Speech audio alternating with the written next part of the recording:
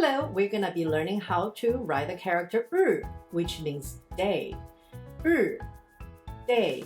In some contexts, it can also mean the sun. So in Chinese, the way we characterize the day is when the sun comes up. Now we're going to be writing the character by starting with a stroke downward, then connect on the top going to the right, then hang down to make sure it's about roughly the same length.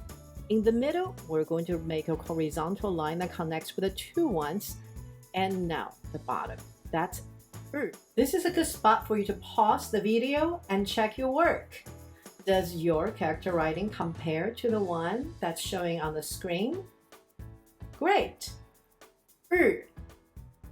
Day, or sometimes means the sun in the ancient Chinese writing.